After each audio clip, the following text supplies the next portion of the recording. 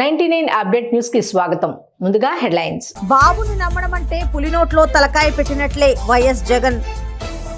40 ఏళ్లు నన్ను ఆదరించారు, నేను మళ్ళీ మీ అందరినీ అన్ని విధాలా అభివృద్ధి చేస్తా.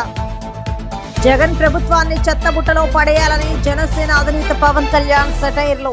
ఇక డీటెయిల్స్ చూస్తే ఏపీ ముఖ్యమంత్రి వైఎస్ జగన్ కూటమి నేతలపై వ్యాఖ్యలను తీవ్రతరం చేశారు. ముఖ్యంగా చంద్రబాబుపై విమర్శలు చేశారు. తిరుపతి జిల్లా వెంకటగిరిలో జరిగిన ఎన్నికల ప్రచారంలో సీఎం జగన్ మాట్లాడారు. ఎన్నికల్లో చంద్రబాబు సాధ్యం కాని హామీలతో మరోసారి మోసం చేస్తున్నారని, బాబును నమ్మడం అంటే పులినోట్లో తలకాయ పెట్టినట్లేనని ఆరోపించారు. వైసీపీ అమలు చేసిన పథకాలు కొనసాగాలంటే వైఎస్ఆర్ కాంగ్రెస్ పార్టీ తిరిగి అధికారంలోకి రావాలని, చంద్రబాబుకు వేస్తే పథకాలు ముగింపు అవుతాయని పేర్కొన్నారు.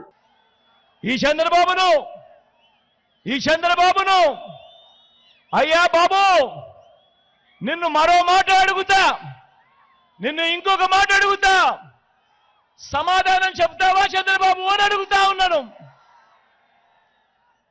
2014 నుంచి 2019 మధ్య నీ పాలన జరిగింది, ఆ చంద్రబాబు పాలన జరిగింది.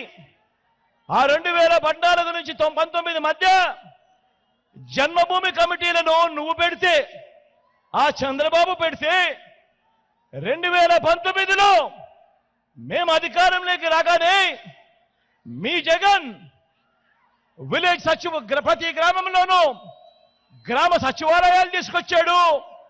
ప్రతి గ్రామంలోనూ ప్రతి వార్డులోనూ వాలంటీర్ల వ్యవస్థ తీసుకొచ్చాడు. అంటే నీది జన్మభూమి కమిటీల వ్యవస్థ, నాది సచివాలయాలు వాలంటీర్ల వ్యవస్థ. మరి చంద్రబాబు నేను అడుగుతా ఉన్నాను, నువ్వు పెట్టిన జన్మభూమి కమిటీల వ్యవస్థ మీద నీకు నమ్మకం, విశ్వాసం ఉంటే మళ్ళీ నువ్వు అధికారంలోకి వస్తే మళ్ళీ జన్మభూమి కమిటీలు తెస్తాను అని చెప్పే ధైర్యం నీకు ఉందా చంద్రబాబు అని అడుగుతా ఉన్నాను.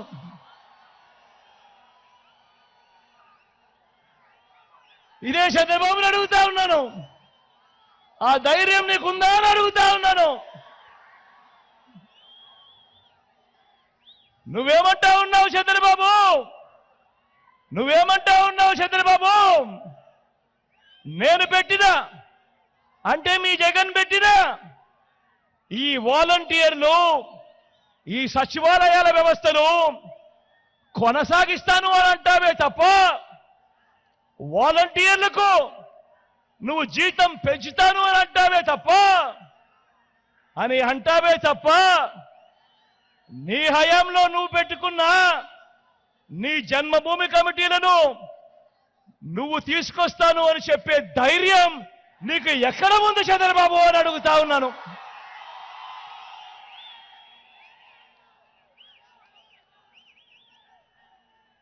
అయ్యా చంద్రబాబు, నువ్వు 14 ఏళ్లు పరిపాలించావు, కానీ ప్రజల బిడ్డ నేను కేవలం 58 నెలలే పరిపాలన చేశాను. మరి నేను కేవలం 58 నెలలు పరిపాలన చేస్తే 14 ఏళ్లు ముఖ్యమంత్రిగా పరిపాలన చేసిన నువ్వేమంటావు? జగన్ అమ్మఒడి పెడితే నువ్వేమంటావు? జగన్ కన్నా నేను ఎక్కువ ఇస్తానంటావు. మరి జగన్ 58 నెలలు పరిపాలన చేశాడు, నువ్వు 14 ఏళ్ళు ముఖ్యమంత్రిగా పరిపాలన చేశావు. నువ్వేమంటావు? జగన్ చేయూత పెడితే నువ్వేమంటావు? నేను ఇంకా ఎక్కువ మందికి ఇస్తాను అని అంటావు.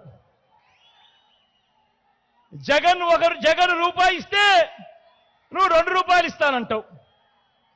జగన్ 4 ఇస్తే నువ్వు 8 ఇస్తానంటావు.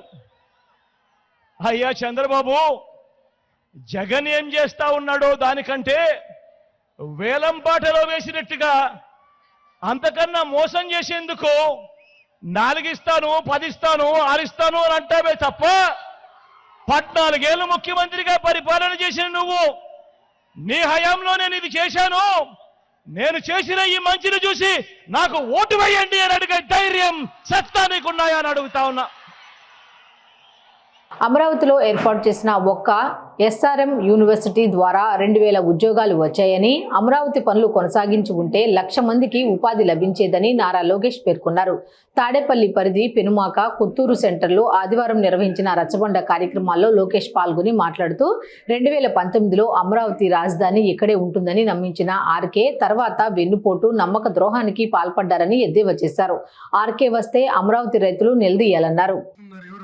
కృష్ణారెడ్డి గారు ఆయనలాగా నేను రంగులేయలేను తల్లి. అభివృద్ధి సంక్షేమం ఎక్కడ జరిగిందంటే దానికి చిరునామా మంగళగిరి చేసే బాధ్యత మీ లోకేష్ తీసుకుంటారు.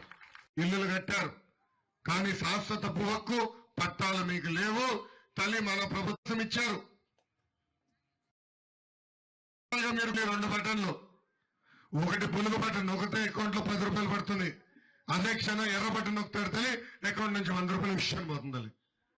అమ్మా జగన్మోహన్ రెడ్డి గారికి సవరాజకీయాలని బాగా ఇష్టం తల్లి. 2014లో తండ్రి సమ వాడుకున్నారు. 2019లో సొంత బాబాయిని చంపేసి బాబాయ్ సమ వాడుకున్నారు. ఇప్పుడు 2024 వచ్చింది. ఏం చేయాలని ఆయన ఆలోచించారు తల్లి.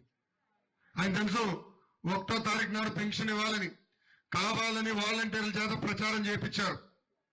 పెన్షన్ ని 4,000 రూపాయలు చేసే బాధ్యత తెలుగుదేశం జనసేన భారతీయ జనతా పార్టీ ప్రభుత్వం తీసుకుంటుంది. నేను దానిపైన స్పష్టమైన హామీ ఇచ్చాను.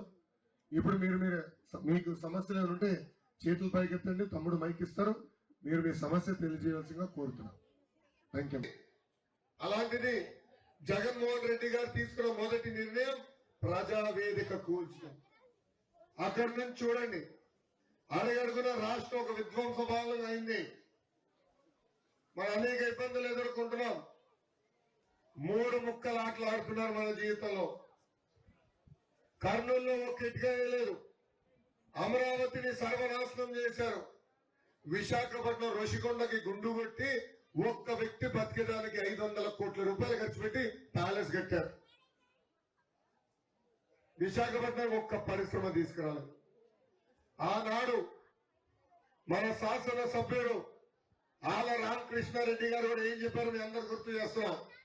2019లో మంగళగిరిలో బహిరంగ సభ జరిగితే అమరావతి గురించి వెళ్ళిపోతుంది, రాజధాని గురించి వెళ్ళిపోతుంది, ప్రజలు నమ్మద్దు, ముఖ్యమంత్రి గారు నేను బతిమలాడుతా కాలు పట్టుకుంటా గెడ్డం పట్టుకుంటా రాజధాని ఇక్కడనే ఉంటుందని చెప్పారు. కానీ నాకు ఎక్కడ బాధ వస్తుందంటే 3 ముక్కలాట్లు అంటే 3 రాజధానులకు ఓటేసిన మొదటి వ్యక్తి ఆల రామకృష్ణారెడ్డి గారు. ఇది వెన్నుపోటు, నమ్మక ద్రోహం. ఆనాడు మీరు 3 రాజ్యాలకు మద్దతు ఇవ్వాలని నిర్ణయించుకున్నప్పుడు ఎందుకు మీరు మమ్మల్ని మోసం చేశారని ఈ సభకు అడుగుతున్నాం. అమ్మా ఈ రోజు పొద్దున నీరు కొండకెళ్ళా రచ్చబండ కార్యక్రమానికి. అక్కడ గ్రామస్తులు చెప్తున్నారు ఒక్క ఎస్ఆర్ఎం యూనివర్సిటీ వల్ల 2,000 మంది. నేను చెప్పింది చేస్తాను, ఒకవేళ చేయలేనిదైతే ఆ విషయం కూడా చెబుతాను. నాది ఒకటే ఆలోచన. 40 ఏళ్లు నన్ను ఆదరించారు. నేను మళ్ళీ మీ అందరినీ అన్ని విధాలా అభివృద్ధి చేసి ఏపీని దేశంలోనే నెంబర్ 1 రాష్ట్రంగా మార్చేందుకు ముందుకు వచ్చాను అని చంద్రబాబు వివరించారు. రాష్ట్రంలో తీవ్రంగా నష్టం జరగడం వల్లే కూటమి కట్టామని స్పష్టం చేశారు. 2014లో విభజన జరిగింది. మీతో సమానంగా నేను కూడా బాధపడ్డాను. నా ప్రయత్నాలు చేశాను. కానీ ఎవరు వినకుండా రాష్ట్రాన్ని హేతుబద్ధత లేని విభజన చేశారు. అవునా కాదా? ఆ రోజు మీరందరూ ఆలోచించారు, జీతాలు ఇవ్వగలుగుతామా, కనీసం పింఛన్లు ఇస్తామా, అభివృద్ధి జరుగుతుందని భయపడ్డారా లేదా? మీరందరూ 5 సంవత్సరాలు నేను ముఖ్యమంత్రిగా రాత్రింబగుళ్ళు పనిచేశా. ఒకటే ఆలోచించాను, 40 ఏళ్ళు నన్ను ఆదరించారు. ఆ రోజు నేను హైదరాబాద్ని అభివృద్ధి చేశాను. కానీ అది తెలంగాణకు పోయినప్పుడు అక్కడ తెలుగు జాతికి వెళ్ళింది. ఇక్కడ ఆంధ్రప్రదేశ్లో ఉండే 50% తెలుగు వారిని అభివృద్ధి చేయాలని రాత్రింబగుళ్ళు పనిచేశాను. అవునా కాదా అని అడుగుతున్నా. ఒక అమరావతి, ఒక పోలవరం, ఒక పరిశ్రమలు, ఒక రోడ్లు అన్ని వేసానా లేదా? దానివల్ల ఒక్కసారి సూక్ష్మంగా చెప్తున్నా ఇక్కడ వాళ్ళందరికీ, విభజన జరిగినప్పుడు తెలంగాణకి ఆంధ్రప్రదేశ్కి 35,000 రూపాయలు తలసరి ఆదాయం తక్కువ ఉండేది మంది. అంటే తెలంగాణలో 135 వస్తే మంది 100 రూపాయలే వచ్చేది. నేను అక్కడి నుంచి ఆలోచించాను, మీరు కూడా ముందుకు పోవాలని ఒక నిర్దిష్టమైన ప్రణాళిక తయారు చేసుకున్నాను. 5 ఏళ్లు కష్టపడ్డాను. 135 నుంచి ఆ వ్యత్యాసం 127కి తగ్గించాను. 2019లో సైకో వచ్చాడు. సైకో వస్తే ఇప్పుడు వ్యత్యాసం చూస్తే 145కి పెరిగిపోయింది. 127 నుంచి 147కి పెంచేశాడు. నేను అడుగుతున్నా ఈ సైకో ముఖ్యమంత్రిని, బటన్ నొక్కానంటాడు. నువ్వు బటన్ నొక్కావు, ఎవరికి లాభం వచ్చిందా తమ్ముళ్ళు అని మిమ్మల్ని అడుగుతున్నా. జగన్ ప్రభుత్వాన్ని చెత్తబుట్టల్లో పడేయాలని జనసేన అధినేత పవన్ కళ్యాణ్ సెటైర్లు గుప్పించారు. ప్రతిపాడు నియోజకవర్గం ఏలేశ్వరంలో పవన్ కళ్యాణ్ ఎన్నికల ప్రచారం నిర్వహించారు. ఈ సభలో సీఎం జగన్ రెడ్డి వైసీపీ ప్రభుత్వంపై పవన్ తీవ్ర విమర్శలు గుప్పించారు. రాబోయే ఎన్నికల్లో వైసీపీ ప్రభుత్వాన్ని చిత్తుగా ఓడించాలని పిలుపునిచ్చారు. అరటిపండు తొక్కలాగా జగన్ ప్రభుత్వాన్ని చెత్తబుట్టలో పడేయాలని జనసేన అధినేత పవన్ కళ్యాణ్ సెటైర్లు గుప్పించారు. మీ అందరికీ లోపల చాలా ఆవేశం ఉంది. ఇది మీరు అంటుంటారు కదా, అరటిపండు తొక్క అని. ఆ అరటిపండు తొక్క ప్రభుత్వాన్ని తీసి చెత్తబుట్టలో పడేయండి. చలమలశెట్టి సునీల్ అరటిపండు తొక్క ప్రభుత్వం నుంచి పోటీ చేస్తున్నాడు ఎంపీగా. స్థానికంగా ఉండే వైసీపీ ఎమ్మెల్యే కూడా మీరనే అరటిపండు తొక్క ప్రభుత్వం, అరటిపండు తొక్క వాళ్ళు తినేసే తొక్క మన మీద విసిరేశారు. అరటిపండు తొక్క ప్రభుత్వం దేనికి ఇసిరి అవతల చెత్తపుట్లో పడేద్దాం. మనం మొత్తం నిండుగా ఉండే ఒక అరటిపండు గెలన పెట్టుకుందాం ఒక్కొక్కరికి. వాళ్ళు అరటి పండే అది కూడా తినేసి మన తొక్క విసిరేశారు. మనకి అరటి వనం ఉండాలి, మన దగ్గర పచ్చటి వనం ఉండాలి, ఆకలికి ఉండకూడదు. అందుకని ప్రత్యేకించి నాకు మీ అందరికీ పత్తిపాడు నియోజకవర్గం ఏలేశ్వరం మండల ప్రజలందరికీ రౌతుపూడి మండల ప్రజలందరికీ కూడా ప్రత్యేకంగా ధన్యవాదాలు తెలియజేసుకుంటూ, నాకు ఈ అవకాశాన్ని ఇచ్చిన మీ అందరికీ పేరున ధన్యవాదాలు తెలియజేసుకుంటాను. మీరు మార్పు కోరుకుంటున్నారు కదా, మీరు ఈసారి ప్రభుత్వాన్ని మార్చకపోతే, ఈసారి మీరు వైసీపీకి కనుక ఓటేస్తే మీరే కిరోసిన్ పోసుకొని మన ఒంటికి మనమే అగ్గిపొల్లు వెలిగించుకున్నాడు, గుర్తుపెట్టుకోండి. ముఖ్యంగా యువతకు చెప్తున్నా, భవిష్యత్తు మీది, నాది కాదు. భవిష్యత్తు మీది, మీ పెద్దవారిది కాదు. 2000 ఇంకొక 5 మొన్న 18 సంవత్సరాలు ఉన్నవాళ్ళు ఈ రోజున 23కి వచ్చేసారు. 2019లో 25 ఉన్నవాళ్ళు ఈరోజు 30 ఏళ్ళు వచ్చేసినాయి. ప్రతి 5 సంవత్సరాలకి మారిపోతే మీ భవిష్యత్తు, గుర్తుపెట్టుకోండి. మీరు చాలా బలంగా నిలబడాలి మీ భవిష్యత్తు కోసం. దశాబ్దంగా నిలబడ్డ మీకు, కూటమి ప్రభుత్వానికి మీరు అండగా నిలబడాలి.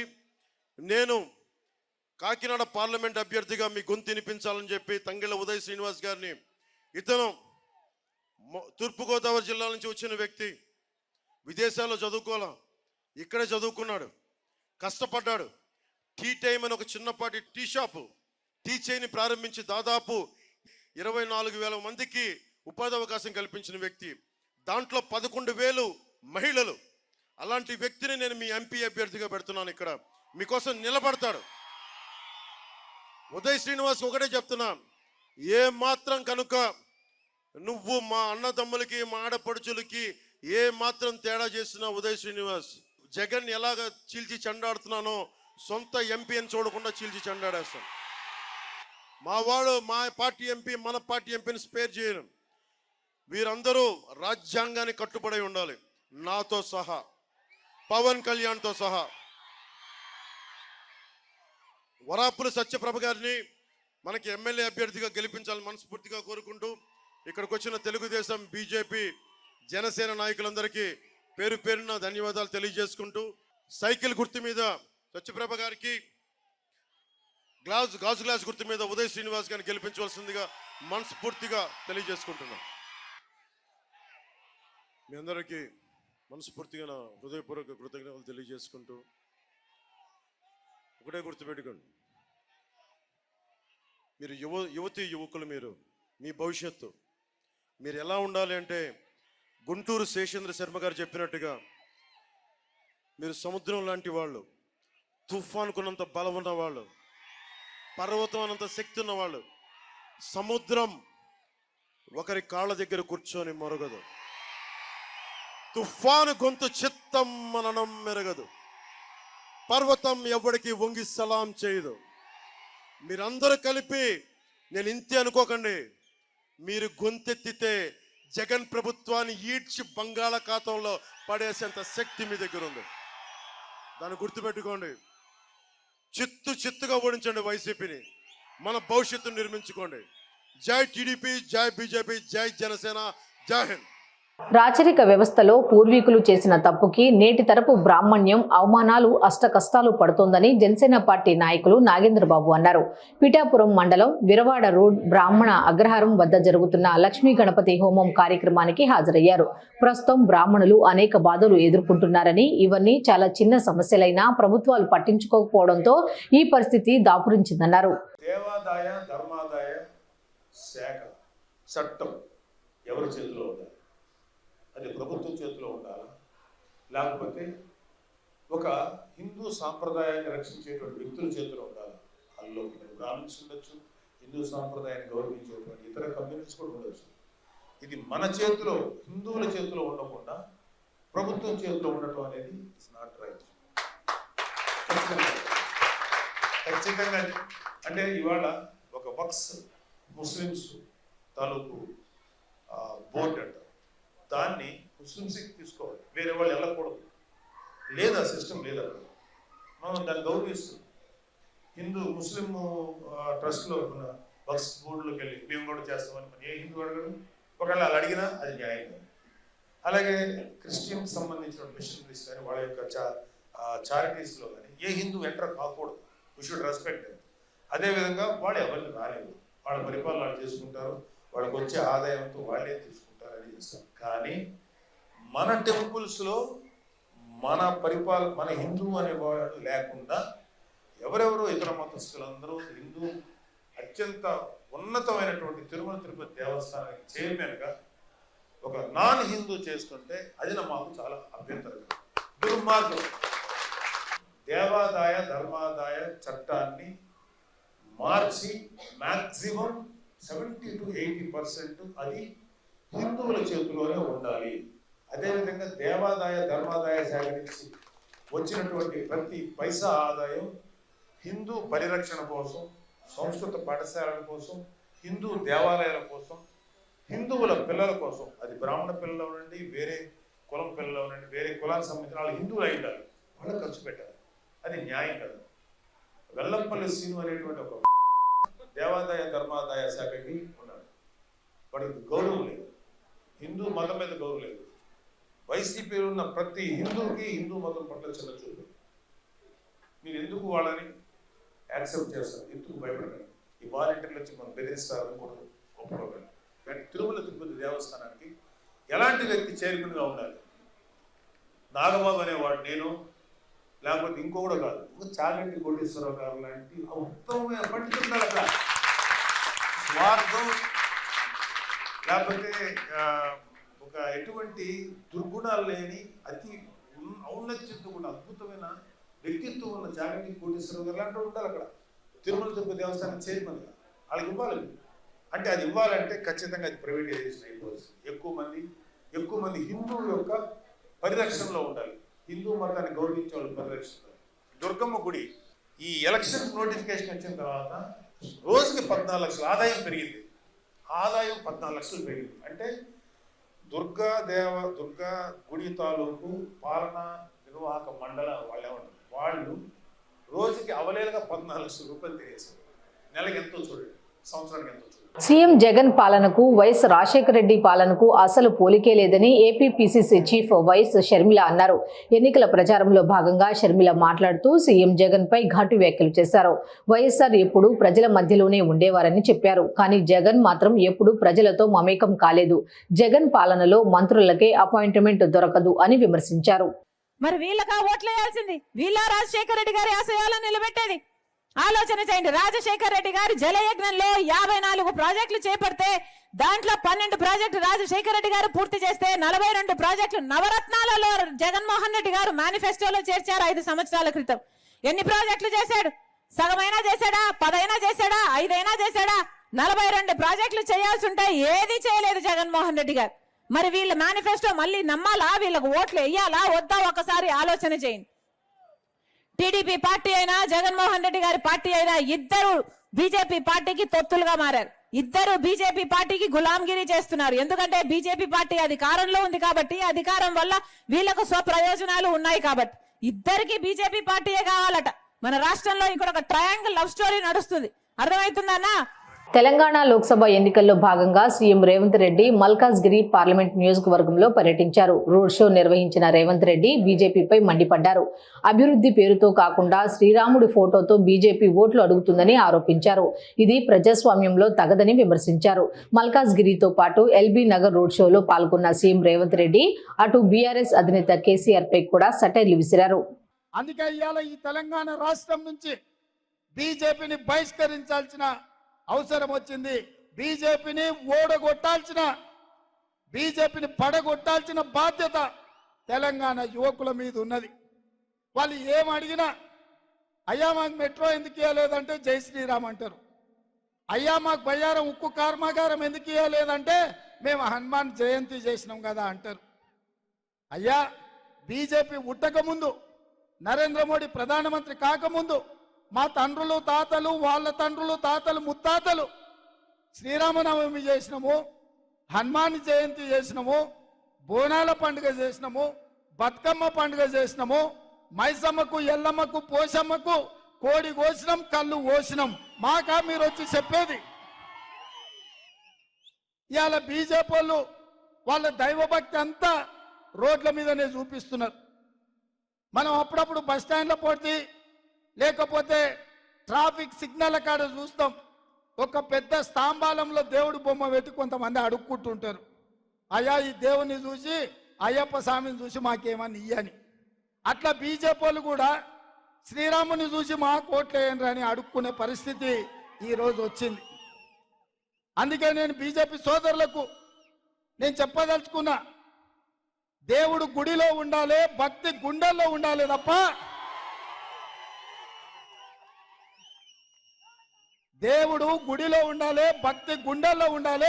బస్ స్టాండ్లో పోడతా దేవుడు బొమ్మ పెట్టి బిచ్చం అత్తు అడుక్కున్నట్టు దేవుడి పేరు మీద ఓట్లు అడుక్కోవడం మీకు తగదు. మీరు ప్రజలకు ఏం చేసిండ్రో చెప్పుకుంటేనే ఓట్లు అడగాలి. ఇక నిన్న మన ఒక ఆయన బయలుదేరిండు బస్ వేసుకొని, కారు ఖరాబ్ అయిందంట, కార్ఖానకు పోయిందంట, కారు లేదంట, ఆయన బస్ వేసుకొని బయలుదేరిండు. కొడుకు చెప్తున్నాడు జర్ర కారు అనుం చెడ్డది, కార్ఖానకు పోయింది, మళ్ళీ వస్తుందని. రాదు ఇంకది, కారు మొత్తం ఖతం అయిపోయింది, కార్ఖానకు పోయింది. నువ్వు కార్ఖానాలో పెట్టంగానే ఎవడో టైర్లు పయ్యలు ఇప్పుకపోయి జుమరాత్ బజార్లు ఎప్పుడో అమ్మేసిండు. కారు తూకం కింద అమ్మిండ్రు నాయన, ఇంకా మళ్ళీ మీ కారు రాదు. ఇక బస్సులో తిరిగట ఆయన చూస్తుంటే తిక్కలోడు తిరునాళ్ళకు పోతానంట, ఎక్కనికనే దిగనికనే సరిపోయిందంట. చంద్రశేఖరరావు బస్సులో తిరుగుతుంటే నిన్న మన మహబూబ్నగర్ పోయిండు, ఆ నుంచి నాగర్ కర్నూలు పోయిండు, గంతకంటే ముందు పక్కనే సూర్యాపేట పోయిండు, మిర్యాలగూడెం పోయిండు, మన భువనగిరి వచ్చిండు. ఇక ఆయన ఎక్కనిక దిగనిక నలుగురు పట్టుకొని దించాల్సి వస్తుంది, 6 మంది పట్టి ఎక్కియాల్సి వస్తుంది. ఏం పొడిచినవా? 10 ఏళ్ళు ముఖ్యమంత్రి చేస్తే సచివాలయానికి రాకపోతుంది, 10 ఏళ్ళు ముఖ్యమంత్రి చేస్తే నీ ఫామ్ హౌస్లకు తెలంగాణ ప్రజల్ని లోపలికి రానియకనే పోతివి, పోలీసులను పెట్టి మా మోకాళ్ళ మీద మా కాళ్ళ మీద కొట్టిపిస్తే, మా గద్దరన్న గల్వనికి వస్తే ఎర్రటంటే గేటు బయట 4 గంటలు కూర్చోబెడితే ఏ మోగం పెట్టుకొని ఇవాళ ఊర్లో తిరుగుతున్నాడు కేసీఆర్ అని నేను అడుగుతున్నా. ఓడిండు కాబట్టి, ఉద్యోగం ఊడింది కాబట్టి ఇవాళ మళ్ళా అచ్చుకనో పుచ్చుకనో చేసి కొంగ జపం చేస్తున్నాడు. మీరు ఎక్కడైనా చూడండి, చెరువులలో ఒంటికాల మీద కళ్ళు మూసుకొని ఉంటుంది. ఎందుకంటే కొంగ జపం చేస్తుందని చేప పిల్లలు వస్తే కానీ లటక్కని మింగుదామని. ఇవాళ గట్లనే తెలంగాణ ప్రజల్ని మళ్ళోసారి మోసం చేయడానికి కొంగ బయలుదేరింది బస్సు వేసుకొని. ఈ కొంగ పట్ల కూడా అప్రమత్తంగా ఉండి ఈ కొంగ కోటేసిరంటే అది పరోక్షంగా బీజేపీకి వేసినట్టే. అందుకే మిత్రులారా, మీకు అందరికీ నేను చెప్పేది ఒకటే, మా ఆర్టీసీ సోదరులు ఈ ప్రాంతంలో ఎక్కువ ఉంటారు. ఆనాడు ఆర్టీసీ దివాలా తీసింది. మీరు సమ్మె చేస్తే మీ కార్మికులను పొట్టన పెట్టుకున్నాడు కేసీఆర్. కాంగ్రెస్ పార్టీని నమ్మి ఓట్లు వేస్తే ప్రజలను నట్టేట ముంచారని విమర్శించారు మాజీ మంత్రి హరీష్ రావు. గత అసెంబ్లీ ఎన్నికల్లో అరచేతిలో వైకుంఠం చూపించి ఓట్లు దండుకున్నారని అన్నారు. కేసీఆర్ కంటే మంచిగా చేస్తారని ఆశపడితే కాంగ్రెస్ ప్రజలను ఇబ్బంది పెడుతుందన్నారు. కాంగ్రెస్ అధికారంలోకి వచ్చినాక రైతు బంధు సరిగ్గా పడలేదన్నారు. అయితే తిట్లు లేదంటే దేవుళ్ళ మీద ఓట్లు. ఒక్కటన్నా ప్రజలకిచ్చిన హామీ అమలైందా? ఎన్ని అబద్ధాలు ఆడినరు, బాండ్ పేపర్ల మీద రాసిచ్చిర్రు, చేతులల్లో పెట్టిండ్రు, కాళ్ళల్లో మొక్కిండ్రు. ఇది సోనియా గాంధీ గ్యారెంటీ అన్నారు. 100 రూపాయల బాండ్ పేపర్ మీద రాసిస్తున్నామన్నారు. రాగానే మొదటి సంతకం రుణమాఫీ మీద అన్నారు. 100 రోజుల్లో అమలు చేస్తామన్నారు. అది చేతిలో వైకుంఠం చూపించింది. ఓడ దాటేదాకా ఓడ మల్లప్ప, ఓడ దాటినాక బోడ మల్లప్ప. ఇది కాంగ్రెస్ వాళ్ళ కథ.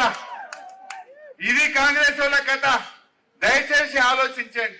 4.5 నెలల్లో ఒక్క హామీ అన్న నిజంగా అమలు చేశారా? అబద్ధాలు ఆడుతున్నారు. 6 5 అయిపోయినాయి అంటున్నారు. 6 5 అయినాయా? మొదటి హామీ మా అక్క చెల్లెళ్ళు చెప్పాలి. మహాలక్ష్మి పేరు మీద మొదటి తారీఖు నాడు ప్రతి అక్కకు చెల్లెకు 2500 రూపాయలు ఇస్తామన్నారు. వచ్చినాయా చెల్లె? ఒక్కరికన్నా వచ్చినాయా? ఇప్పుడు 4 నెలలే, 4.5 నెలలే.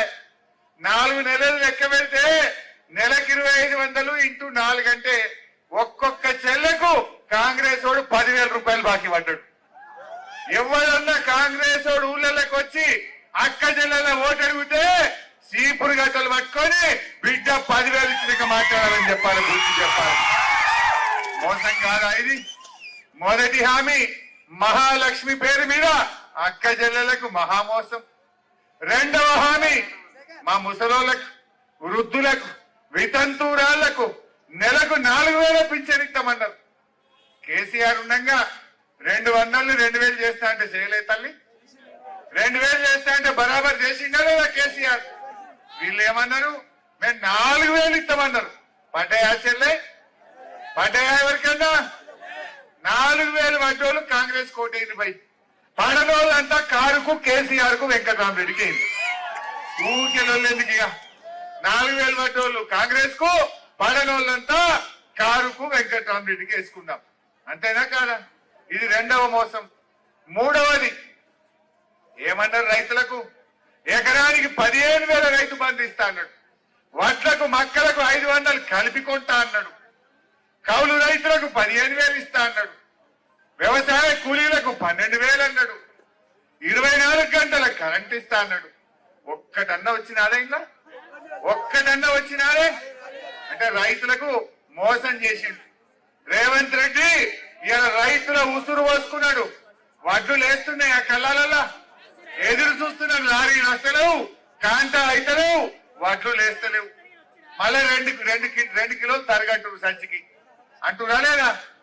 ఇవాళ వడ్లల్లా తరుగు పెట్టినందుకు మనం కూడా ఓట్లలో రేపు కాంగ్రెస్ వాళ్ళకి తరుగు పెట్టాలి. పెట్టద్దా? ఇవాళ సంచికి 2 కిలోలు తరుగు పెట్టిండు రేవంత్ రెడ్డి. మనం కూడా రేపు ఓట్లలో రేవంత్ రెడ్డికి వెల్దుర్తి మండలంలో తరుగు పెట్టాలి. గట్లయితేనే సోయికి వస్తాడు. ఎవడన్నా కళాలకు ఆఫీసర్లు వస్తున్నా? వార్తలు ముగించే ముందు హెడ్లైన్స్ మరోసారి. బాబుని నమ్మడం అంటే పులినోట్లో తలకాయ పెట్టినట్లే వైఎస్ జగన్. 40 ఏళ్లు నన్ను ఆదరించారు. నేను మళ్ళీ మీ అందరినీ అన్ని విధాలా అభివృద్ధి చేస్తా. జగన్ ప్రభుత్వాన్ని చెత్తబుట్టలో పడేయాలని జనసేన అధినేత పవన్ కళ్యాణ్ సెటైర్లో. 99 అప్డేట్ న్యూస్ ఇంతటితో సమాప్తం. తిరిగి రేపటి బులెటిన్లో మళ్ళీ కలుద్దాం. అంతవరకు సెలవు. నమస్కారం.